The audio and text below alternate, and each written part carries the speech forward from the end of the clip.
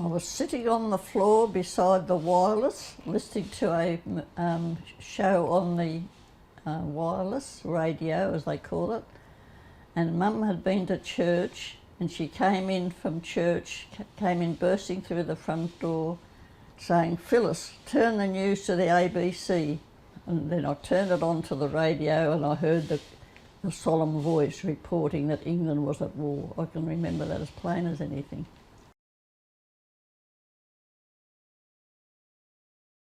My brother was 17 and he wanted to join up, and he had to be 18. So he wanted Dad to sign him away. And Dad said, "I'm not signing you away." He said, "Well," he said, "if you don't sign me away," he said, "I'll go under an assumed name."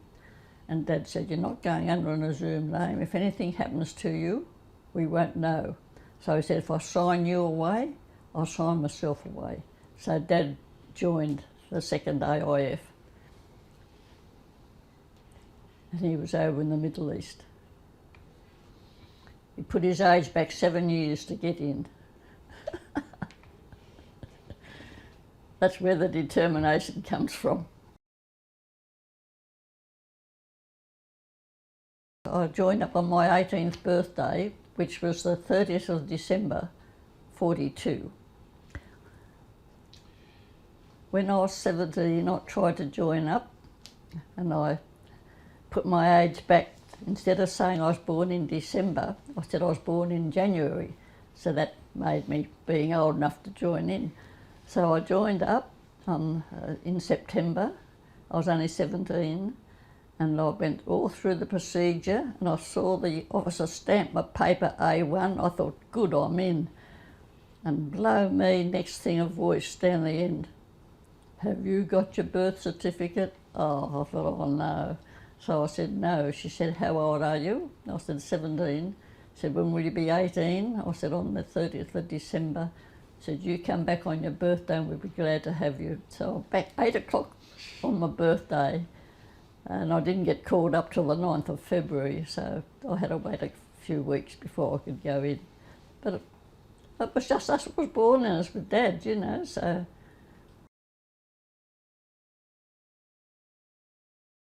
And I remember when we were getting up into the trucks to take us to Ingleburn camp, there were some soldiers standing over the edge over there, and they're singing out, "You'll be sorry, you'll be sorry." But I was never sorry I joined the army, no. So then it was, to me, out of the truck, we were sitting in the back of a truck, eyeing off the soldiers driving the truck behind us. Oh, we were bits of flirts in those days. Anyway, I remember seeing these guards on duty into the gateway into Ingleburn camp, and they were so straight and drill, you know. I thought, gee, I'm going to love this, which I did. I loved the drill, I loved the discipline, I loved it all, yes. The only thing was a bit of a shock when we first went into the toilets for the first, or the showers for the first time. Horror of horrors, no doors. And I thought, oh, and then I heard a girl behind me go, oh. So I thought, oh, she's thinking the same thing. I thought, oh, well, if this is the army, this is what you've got to put up with. So that's just what it was. So, yeah, and I love the discipline. I really love the drill. Yeah, I really love that. Even now. All right, after that I was sent down to Base Post Office down in Mary Street, Sydney, First Base Post Office, to do a 3-week postal course. And after the postal course was finished, they called for 6 volunteers to go up to Field Post Office 039, which was in headquarters, 2nd Aust Army, Postal, 2nd Aust Army headquarters. They were billeted in Burnside Homes at North Parramatta. Now, Burnside Homes was a former children's home, and when the Japanese were coming down through the islands north of Queensland, or north of Australia, they sent the children all up to the Blue Mountains for safety. Then the army took over the homes. The homes are like little houses like we see today, only in village. It looked like a village type place. And the army had different sections in each of those houses. So there was quite a few houses there. So the AWARs were billeted in 2 of the houses, and then there was all the other sections of the army that were headquarters that took the other houses. A truck used to go down from Parramatta down to Base Post Office, pick up all the mail for the area of all around Parramatta. There was Kellyville and Wallgrove, and there was other, which I don't know the names of them now. And we'd bring the mail back, they'd bring the mail back to the field post office. And then we'd sort it all into sections for the different camps that were around Parramatta. And then a truck from that camp would come down and pick up the mail and take it back to their unit and sort it out between their servicemen. Telegrams were done through Parramatta Post Office. We had a bike and we used to ride down to Parramatta Post Office in our hats and in our stockings, no tracksuits those days. We used to ride down on the bike to pick up the telegrams or take down the telegrams that had to be sent from Parramatta, sent out. So that was quite an experience, you know, got us out of the post office for a while. We used to go for a ride on the bike. But as far as the mail, we used to stamp the mail, hand stamp it. They wouldn't be doing that now. And yeah, it was just normal post office duties that we had to do, so, and I enjoyed it. Had the nice soldiers come in and serve them, that was nice.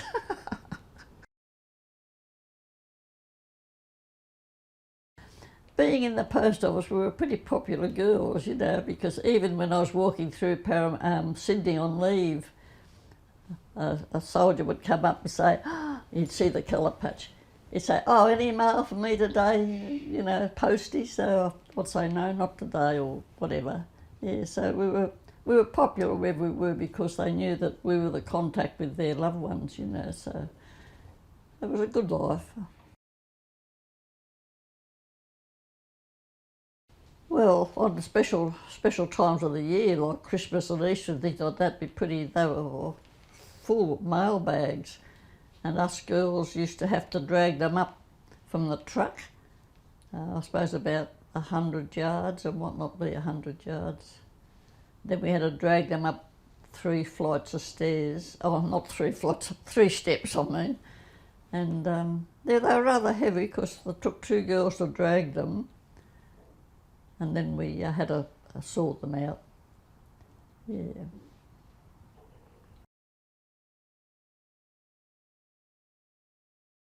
They sent the girls, each girl, to learn to drive the truck so they could drive the trucks into Sydney to pick up the mail.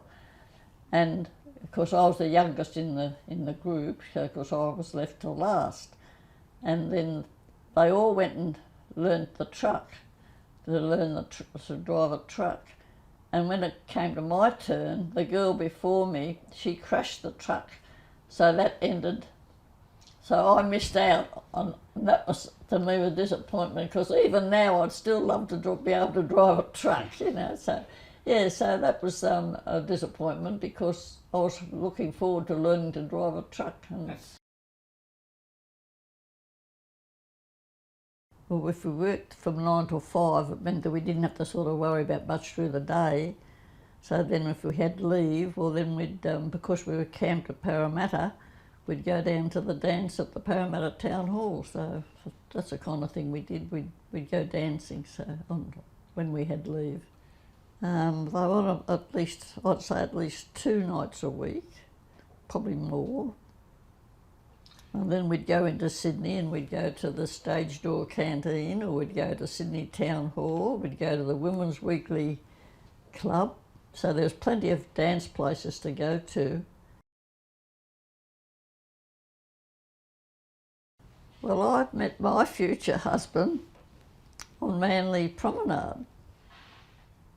I heard a little wolf whistle, and I looked round and saw this lovely tall soldier, and I was with my girlfriend. And I said to her, I said, "Don't look now," but I said, "There's two soldiers following us." And then we had to stop on the grass because someone we knew was coming ahead, so we didn't want to meet him after seeing the soldier behind me. So we stepped on the grass and they caught up to us, and we went and sat on the sand, and within 5 minutes he said, "I love you. Who do you love?" He wrote in the sand. He said, "Who do you love?" And I wanted to say him, but being only as young as I was, I thought, how would you know? I was only 16, that's right. I wasn't even in the army then, that's right. I'm talking out of sequence. Right, anyway, so we ended up, he went off to New Guinea for 2 years, came home on 24-day leave. We got engaged. Then he went away for another 22 months. He came home, we got married. So that was our romance, just all through letter writing. Yeah, so we were married for 63 years, weren't we, darling? Mm.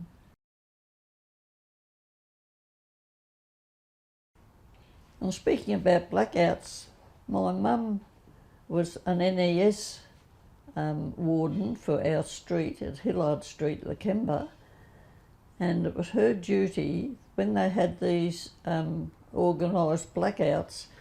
It was her duty to patrol the street, see that there was no light shining through anywhere in the house.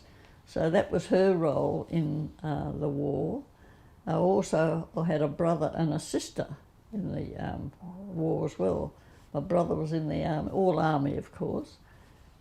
He was in the armoured division over at Western Australia, and then my sister worked in the same post office as I did.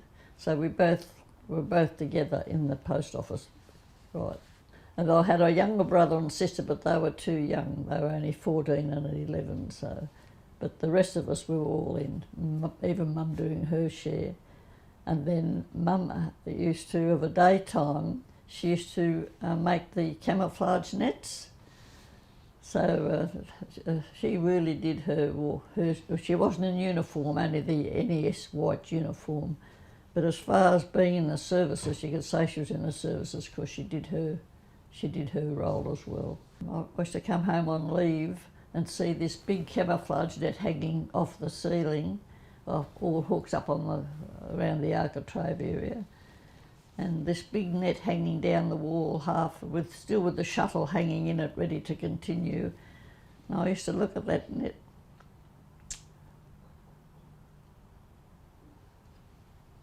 It's a wonderful thing. And I used to wonder if it ever shaded my gym, so you'd never know.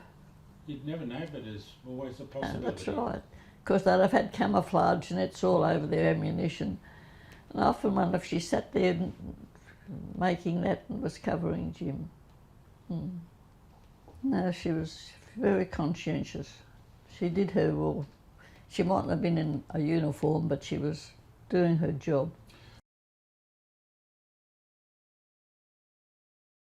When the war ended, I was out of the army because Jim had come home from New Guinea.